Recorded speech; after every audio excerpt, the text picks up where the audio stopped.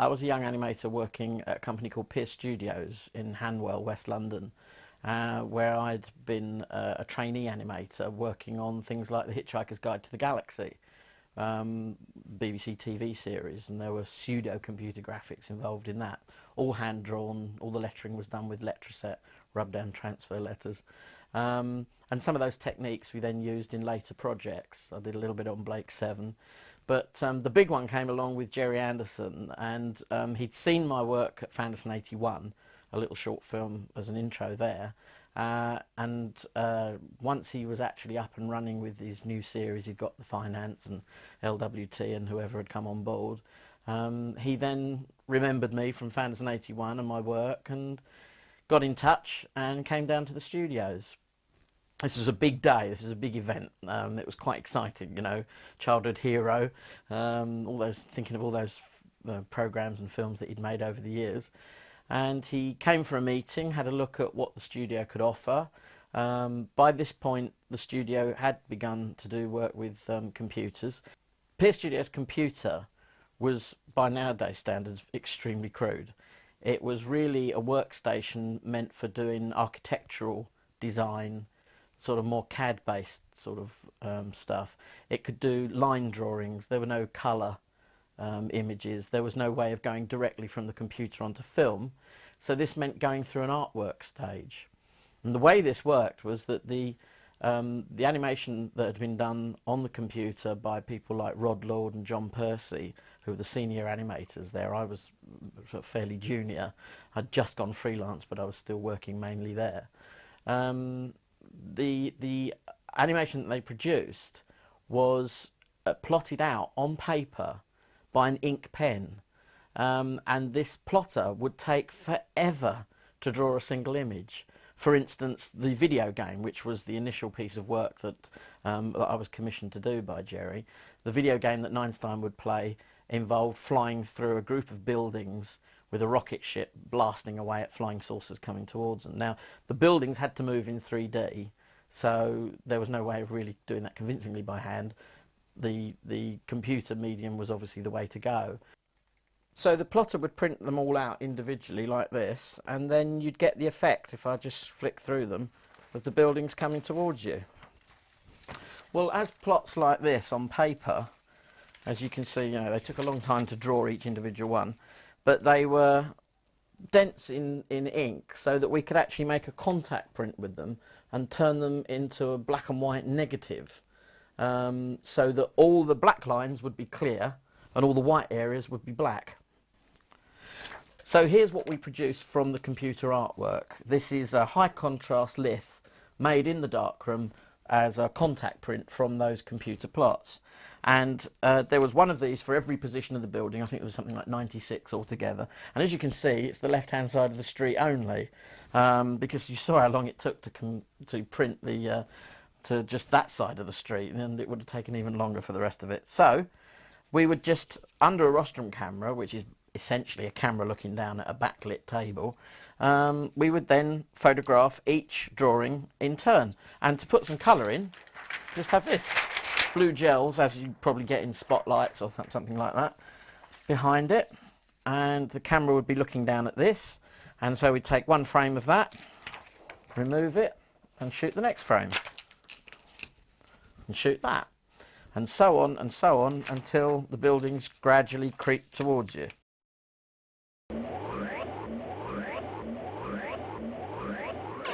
So, having exposed the left-hand side of the street, well, the right-hand side is all black, so there's nothing exposed on the film. And with the shutter closed, the film's wound back to frame 0, and we start again with the same artwork, only this time we photograph it over on the right-hand side. It's simply flipped over. The beauty of the black backlit artwork is that you can then use the artwork in a number of different ways, and that will become clear when we talk about the end titles.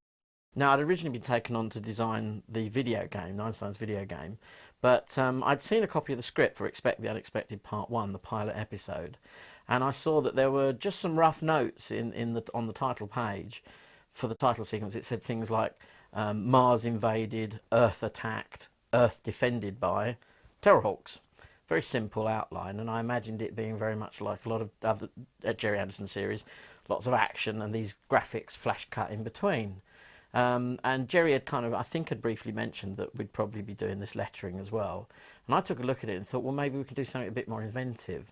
Now, I did a rough storyboard, which sadly seems to no longer exist. I don't know where that's gone. But this rough storyboard I took along to my first meeting at Bray Studios with Jerry, where we secured the deal for the video game. And he said about these titles, and I said, well, I've got something here. I don't know if it's quite your cup of tea. Showed him this storyboard, and he was delighted. Not particularly with the way that I'd done it, but because I'd kind of solved a problem that I didn't know he was having. All of Jerry's previous series have been made on 35mm, which is a much better picture quality, much more standard format of film to be to use. But for the first time, he was shooting on 16mm. Now, Jerry's of the old school, whereas 16mm in those days particularly was thought of as being like bootlaces. You know, the proper stuff was 35. If he was going to have to dupe action sequences from other episodes to make a montage for his titles, the 16mm dupe quality is a bit rough. It's very grainy, and he didn't want his title sequences to look grainy. So by presenting him with a storyboard of a continuing flow of graphics, we could actually shoot it on 35mm and make 16mm reduction copies for him to cut into his episodes, and thereby retain good quality opening titles.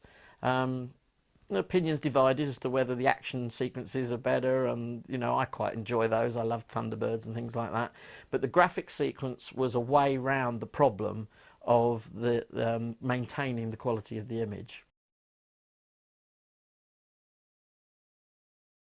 I was then commissioned to do a full-blown storyboard for the title sequence, and went away to design that separately, and came back to Jerry with the finished thing. He approved it, and we went into full-blown production on the title sequence.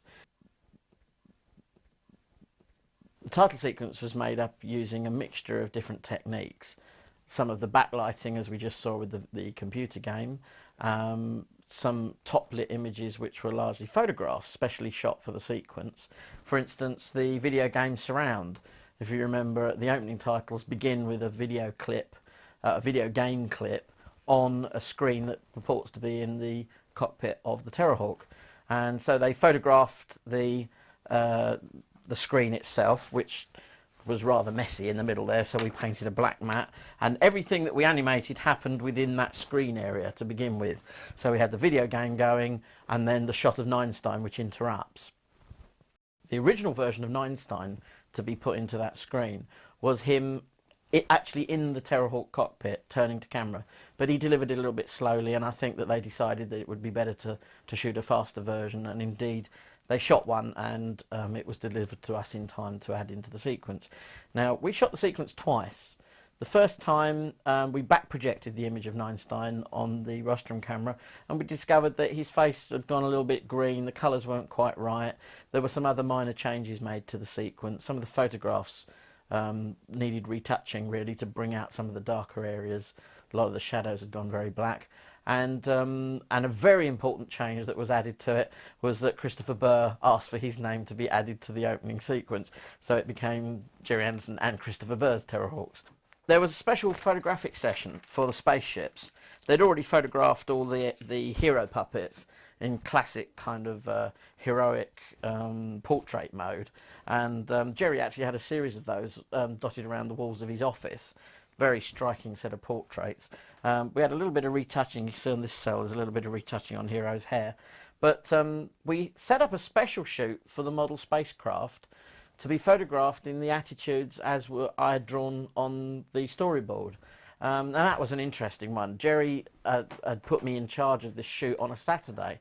He brought his team in. I think there was Steve Begg, Harry Oakes, the cameraman, and I think another assistant, and the stills photographer Doug Luke, who had worked on various other Gerry Anderson productions. And because he couldn't halt the production during the week, they were running 5 days a week constantly, they set up this special still shoot on a Saturday.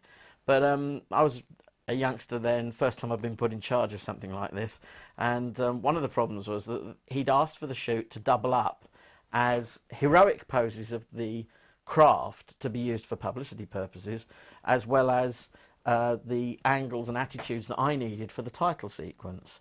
And of course this meant that we had double purpose for the stills, and it slowed us up immeasurably, because for my purposes it didn't matter if the strings were showing that held the craft up when we photographed say the Terrahawk against a blue sky background. It didn't matter to me if the wires were showing, because I was going to paint black mats around them to cut them out and put them on the black background. But for the heroic publicity poses of the craft, they went through all the usual rigmarole that I understand they did for the model shooting, which was to use various coloured powders to puff out all the wires. Now this took forever, and increasingly as the day went on we found we were getting less and less time to do each one of the craft in turn.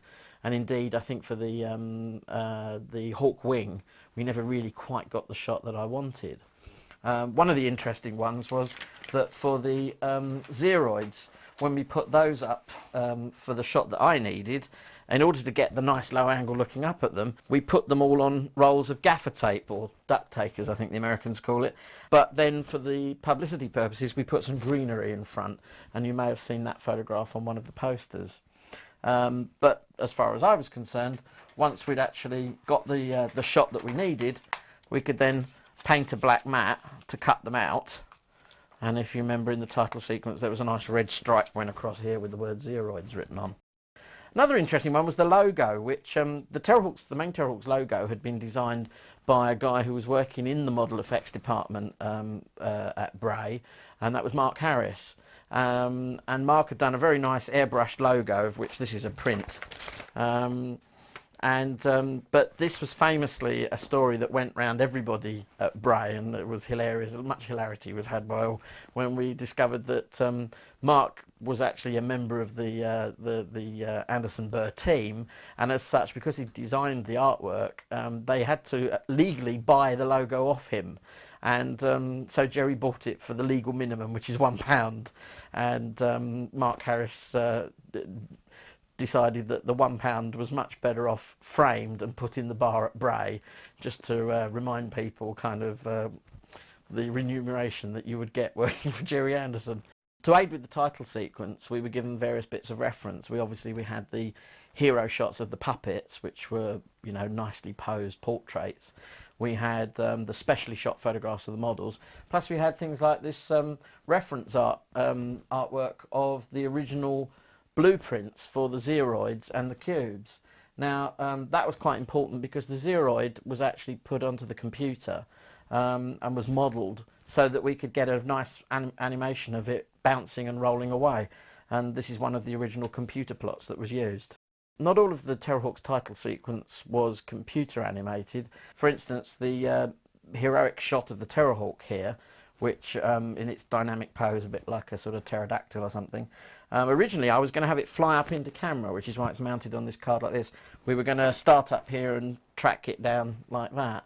But in the end we decided, no, what would be more fun would be to morph it, although the word morph in the computer context hadn't been invented yet, to change it from the silhouette of the ship here into the silhouette of the logo. When we worked out how long the computer would take to do it, we realised it was much quicker if I did it by hand.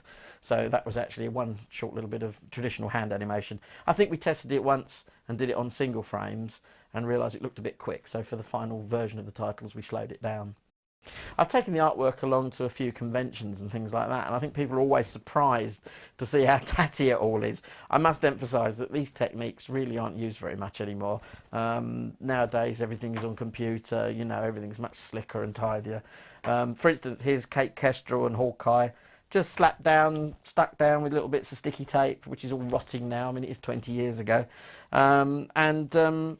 Things like sometimes we found that the edges and the highlights of the characters need a little bit of help and a bit of retouching, and a lady called Betty Day, who was one of the animators at Pierce Studios, she did a little bit of retouching on a cell overlay, an acetate overlay, a little bit of retouching on Hawkeye's hair there, and Neinstein was pretty much the same, again all just slapped down on the on pieces of cell, and again there's a little bit of retouching on his hair, and on some of the craft as well. I mean, you know, for instance, the Battlehawk itself is, well, it's pretty damn near a painting.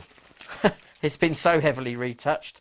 The original photograph underneath had gone very dark and very black in places.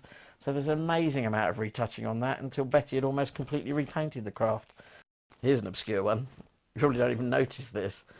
As Neinstein interrupts the video game at the beginning of the title sequence, it needed a little bit of video flicker. And of course we were making everything on film with artwork and photograph and pasted up bits and pieces. So here we have a bit of video shash. It was actually some printed up lines from a sheet of Letraset tone, or Letratone I think it was called, and just with a felt tip went through and blotted it out. And there's like 5 frames of this stuff, which we call video shash, and it just rolls down. Now each one of those must have taken about an hour. For 5 frames, I tell you what, we used those cells over and over again on countless jobs after Terrahawks. Just the same old bit of video shash, just done with black felt tip.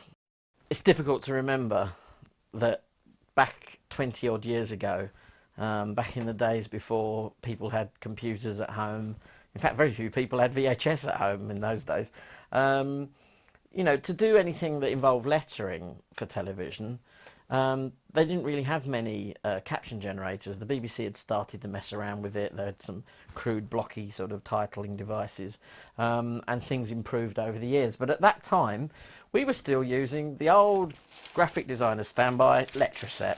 Rub down transfers, the kind of thing that you'd probably use as a kid, rubbing down little transfers of, I remember doing stuff with little cowboys and whatnot.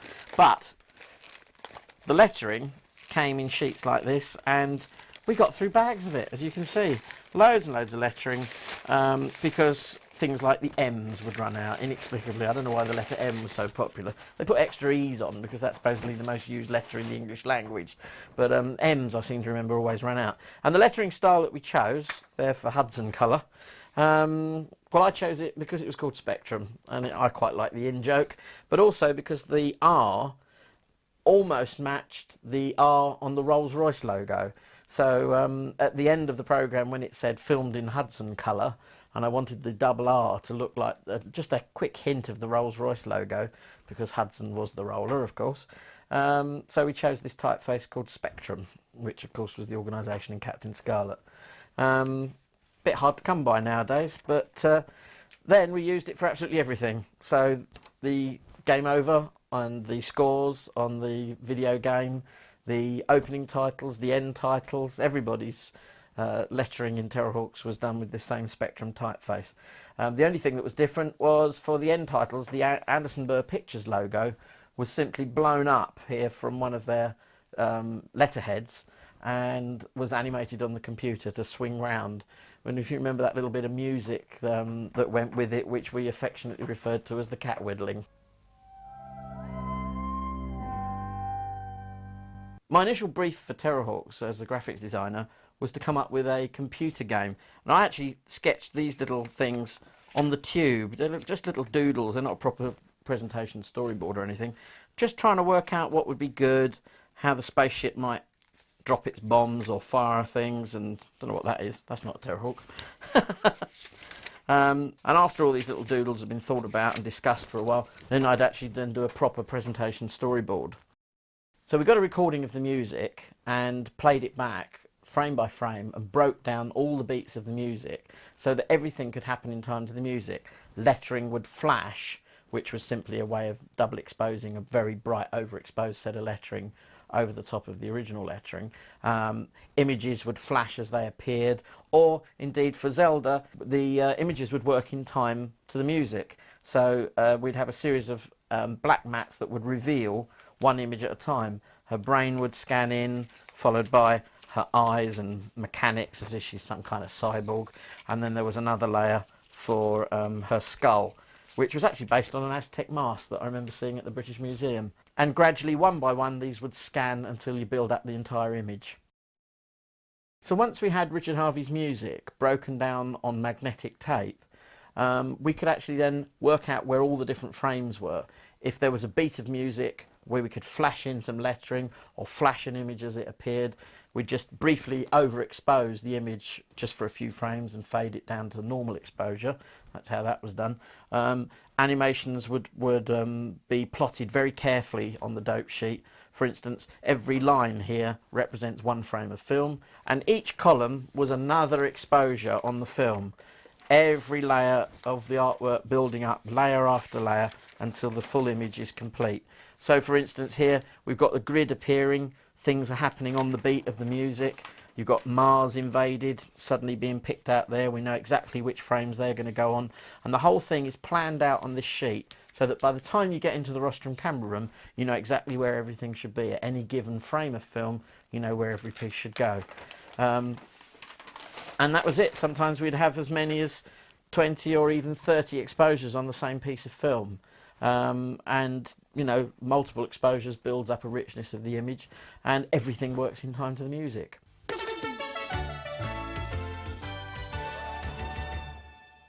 Another piece of the Terrahawks title sequence that was done on the computer, again plotted in ink on paper in the old-fashioned way, was the Terrahawks shield, which was designed by Mark Harris, and we were given an airbrushed, I think, piece of artwork of it. That was then scanned into the computer. So here's the computer plots of the shield, which then bit by bit tilt up towards camera in 3 dimensions, and we zoom through the middle.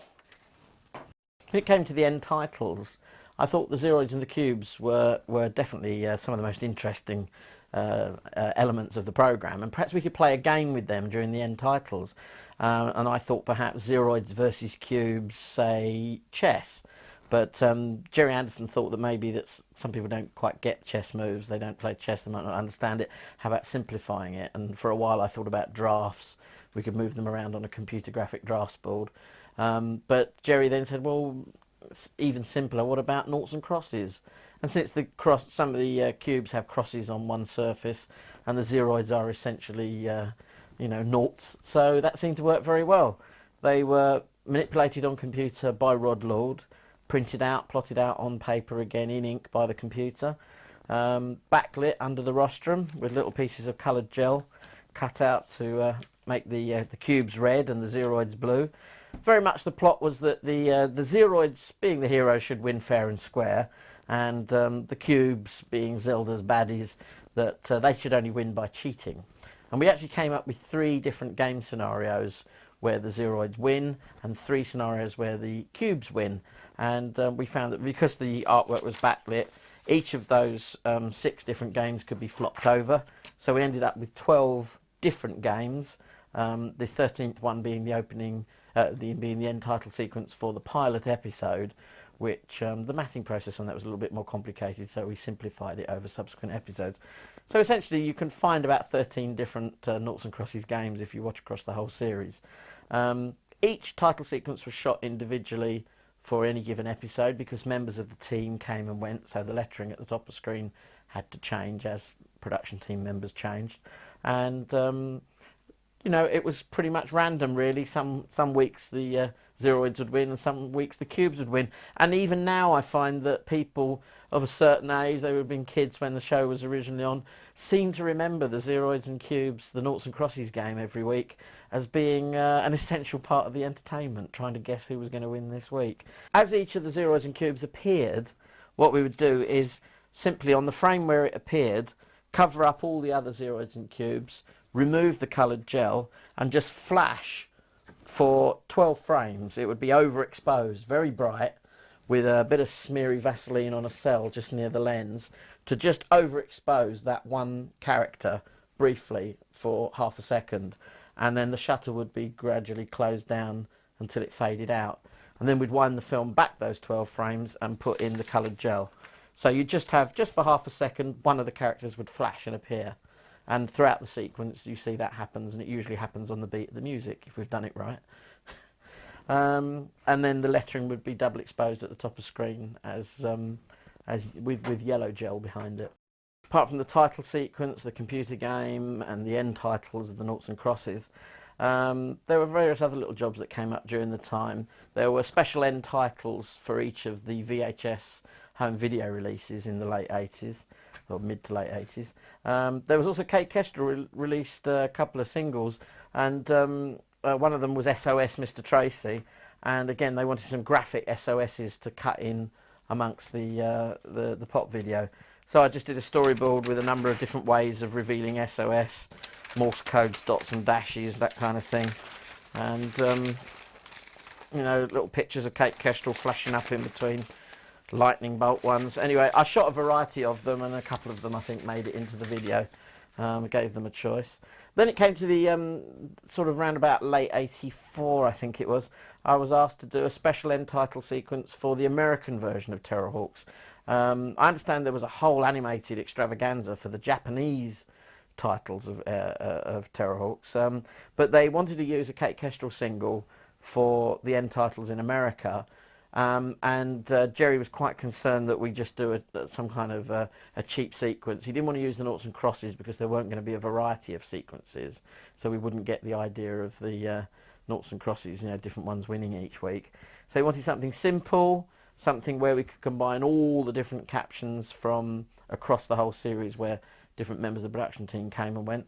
And the simplest thing was to just do a little bouncing Zeroid, which is what it was. There was a piece of graduated tonal background which was bought from an art shop, and a little cell of a bouncing Zeroid that was literally panned up and down, bouncing at the side of the screen until eventually bounced and crashed down on top of one of Zelda's cubes, and ultimately smashing it all to pieces. That was a nice little sequence. A lot of the artwork has disappeared now, sadly. Some of the stuff I've managed to keep.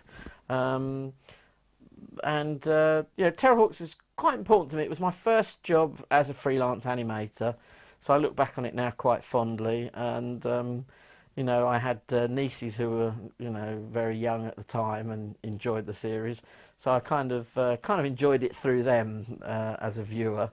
It's nice to see that it's getting another airing now. Finally we get to see it in all its glory on DVD. Yeah, so the other string to my bow was doing personal appearances as Youngstar for Terrahawks, which we went to all sorts of places. Short version from Thorpe Park, we did RAF Upper Hayford. I did 3 days in Scotland wearing this very sweaty rubber mask that Susan Moore, who sculpted the original Youngstar and Zelda, had made, and she often appeared as Zelda, and Stephen Mansfield appeared as Sister, wearing one of Sue's old bra stuffed with socks, I seem to remember. But I loved doing Youngstar. You could get away with murder with the kiddies and that, and at Thorpe Park we had a blast. But he was my favourite. Oh yes, oh hello mother. Oh. Bit of a, I think they say all animators are frustrated actors at heart. But the weirdest one was having to be interviewed as Zelda in air at a toy fair on radio. And I hadn't even got the costume on yet, so I had to duck down under this sort of plinth and talk in the microphone and do my very bad, all apologies to Denise Bry, Zelda impression. They're cursed Terrahawks!